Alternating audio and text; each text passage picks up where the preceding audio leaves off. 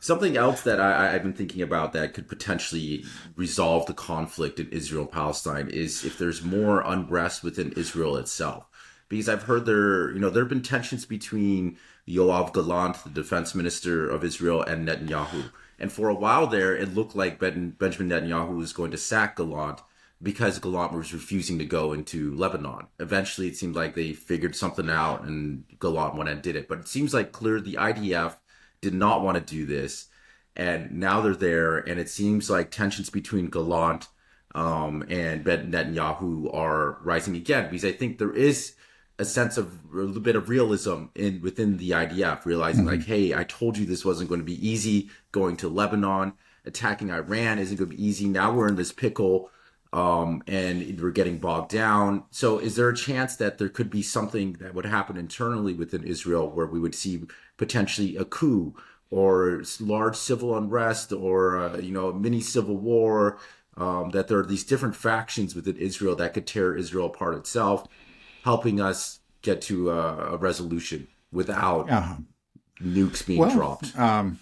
Yeah, I think, especially, okay, when you're winning, everyone is united. Everybody wants to be on a winning team. But when you start losing, then you start to see the backbiting and, the scapegoating. Nobody wants to take the blame. And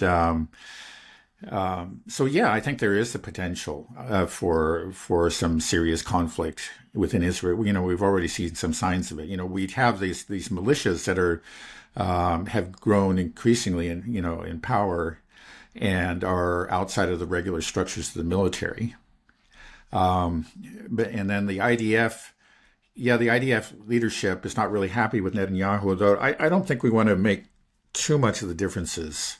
I think sometimes like the differences between Gallant and Netanyahu are more a matter of personality than anything else. I know that Gallant just a couple days ago came out with some sort of statement on how Israel is lacking any sort of clear vision, or its military effort didn't have a clear vision or clearly stated objectives. And I read through it. In the end, to be honest, it didn't really sound too different the way that Netanyahu talks. I think there would be, if like Gallant had his way, we might see some differences. Maybe policy vis-a-vis Gaza might change slightly. There would be more of an effort to bring the hostages home, but I don't think the differences there are really all that significant. He just may be more cautious, and maybe he doesn't like certain kinds of rhetoric, but clearly, he's complicit for example, in the genocide, both in, the obvious genocide in Gaza and the incipient genocide in Lebanon. Yeah, and maybe just more of an approach rather than real objectives. Like when he stated his objectives, it looked like the same objectives to me that Netanyahu has. Yeah, but there obviously are. So, just like I was saying, it's like when a ship starts to sink, it's just like people go rushing for the lifeboats, and if somebody's in the way, they get pushed out of the way or whatever. There's going to be conflict. I guess I don't know enough about Israeli society and all the dynamics of what's internal dynamics to understand exactly what could happen. And I don't know that anybody really knows, but clearly there are strains. And those strains are going to get worse over time. And there are a lot of angry, well-armed, violent people. And, we could see some real conflict within Israel. I don't think there's any question about it. I think you're right. Okay. Yeah, just something to monitor. But you feel like the Israeli ship is beginning to sink? Is that and people are? Yeah. I think it's right. They've suffered their first serious military reverses just in the last month. One is Lebanon, which appears to be just a total disaster, worse than 2006. We pointed to 2006 at a time when the Israeli army, the IDF, was clearly defeated. They failed to obtain their objectives and they had to give up. They made very little progress and they just had to retreat. They've made even less progress this time. From what I understand, they haven't even taken a single village. They're right there on the border, and they keep on sending in sending in units, and the units just get chewed up, and then the tanks blown up, soldiers killed, and hundreds wounded, and then they try, again, and with the same result. Hezbollah is fighting fiercely and clearly have prepared for this. Some thoughts that decapitation strikes were going to somehow reduce the morale of the Hezbollah fighters have been proven just utterly mistaken. So do you see Israel just continuing this in southern Lebanon? It sounds like they're just crashing up against the rocks, sending in a wave. They don't make any progress. Again, it's just Israel's and of course the other one is Iran. So I mean, those are both serious reverses.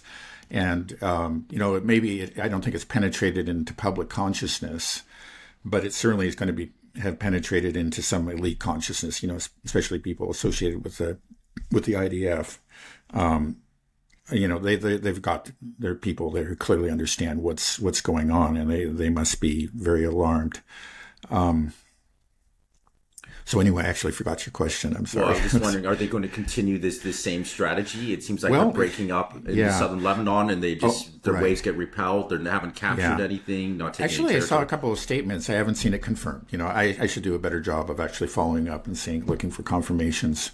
But that actually, I saw a statement before the Israeli attack on Iran, and then after. I think both came from Israeli news. I don't know how reliable the sources are, because I haven't, seen them in the mainstream. Not that the mainstream is necessarily any more reliable. I think often it's less than reliable. But it's but Google kind of anything. Mainstream. But it's good to have some sort of get let's say the reports. If you see it across a wide spectrum, then you can, including dissident media, then I think you can start to be more confident in the truth of something. But anyway, there were reports that the IDF was going to declare victory essentially in Lebanon and withdraw within like a few weeks. How can they declare victory if? They'll just do it. Obviously they'll say that their objectives were achieved. It's one thing that. They didn't ever make very clear what their objectives were. And I remember at the time some people were pointing out, well, that'll make it easier for them. If they fail, then they can just make something up. And, they'll say that they destroyed some underground center and whatever, and inflicted huge losses on Hezbollah and blew up, 80% of their missiles or something, which actually they've already said. And I think it's utterly false. But it's just not going to work because, you're going to withdraw. Obviously, one of the objectives, whatever they say, was to end the missile barrages, the rocket barrages, so that the northern Israeli residents could return to their homes. And it's not going to end. Exactly. So they failed. Right. Right. I was going to say maybe they can declare victory, and it might convince just casual observers of the war and other countries in the West that will fall for the propaganda. But the Israelis will know that it's not a victory. Mm-hmm. Because for them, the clear objective is to allow these 60 to 80,000 displaced Israeli residents to return to their homes in northern Israel, and that's not going to happen. If anything, it seems like the rocket barrage has increased. They certainly have, and we're probably seeing more. I don't know if that number of 60, 80,000 has been there for a long time. Yeah, I'm wondering actually, because I think actually there are probably many more. Yeah. Since the war broke out and the rocket barrages have increased and have gone, they're striking farther south and into Haifa. It's like big cities. So I'm sure it's increased. Yeah, who knows what it is right now?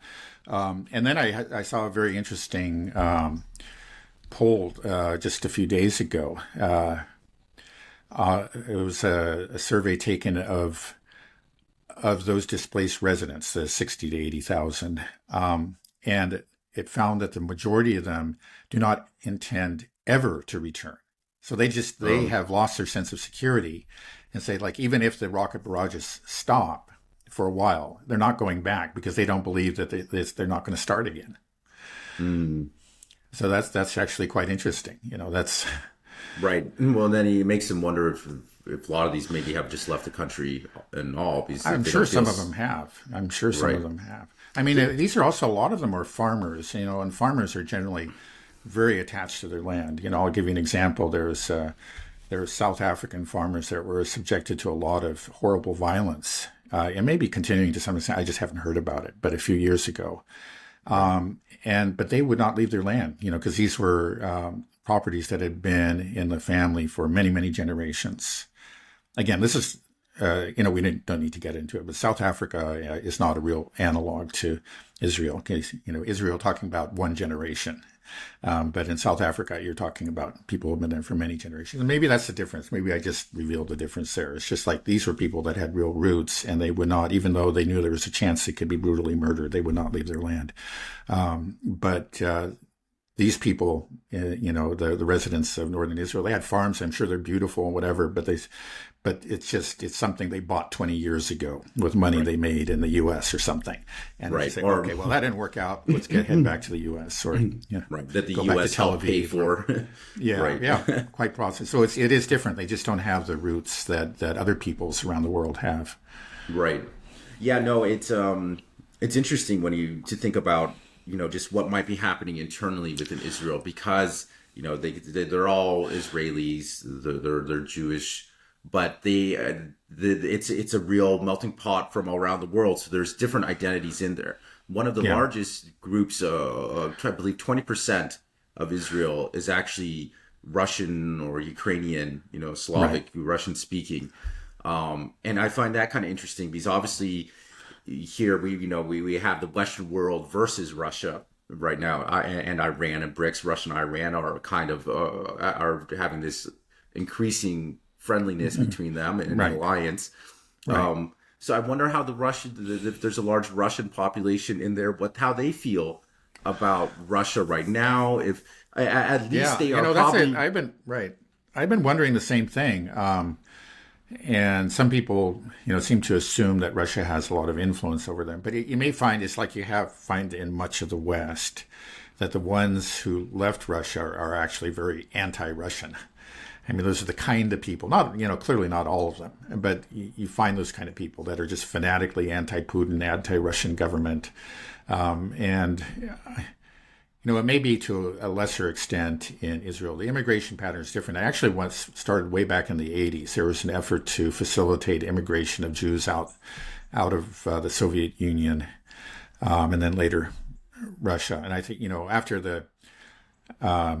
after the fall of the Soviet Union, there was kind of a rush. People were just trying to get out of Russia because it was so awful during the 90s. So I think a lot of those people were just plain old economic refugees.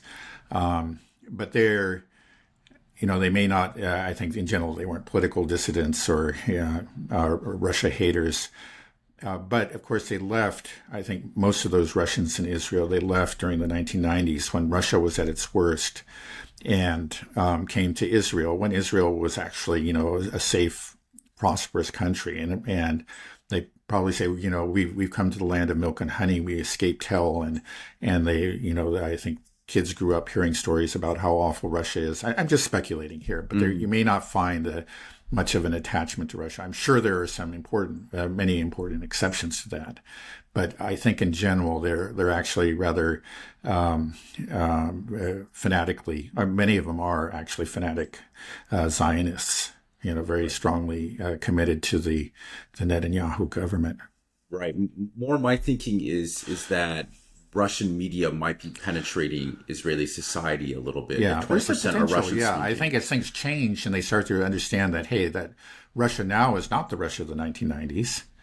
And Israel is also not the Israel of the 1990s. There could be a chance of reverse migration. I think you're right. Yeah. Right. Just because the information war is very important. And so when we see that the Western world, how the narrative is being shaped with all of Western media really trying, to boost Israel up, demonize Russia and Iran. But if you are in the Russian-speaking information space, you're going to be getting something different. And the reality is that 20% of the Jewish Israeli population is Russian-speaking.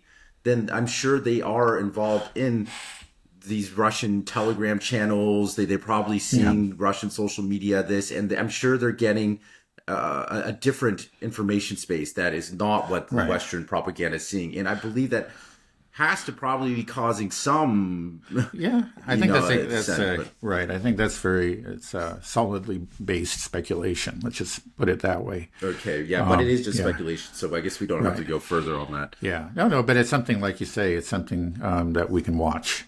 Right. Uh, These are just little things that I feel like could be putting, straws on the scale for potential right, internal civil unrest or, right, or something else that could potentially resolve it if there's a mass exodus of Jews from Israel. At some point, if Israel's population gets too low, then it just will kind of collapse on itself because Israel's supposed to be a safe haven for Jews. This is the land of the right, Jews. Well, if right. all the There could be Jews a are tipping leaving, point. Right. right, it's health bar, right? It's getting too low, and then all of a sudden, just Yeah, it could. It's just like a run on a bank. At some point, it could be that there will be a mass exodus. There's a real risk of that. That's true. right. That's what I hope that we could get that peaceful solution, and that's one of the reasons I Yeah. started asking about whether Iran would attack. It seems clear that Israel's bent on this escalation, and maybe it is a smart move Right. for Iran to retaliate. But Right. but It maybe we depends could on the avoid. target that they choose, and if it has a spectacular effect that cannot be hidden from the Israeli population, it could very easily give a big push to that process. Of the process of emigration.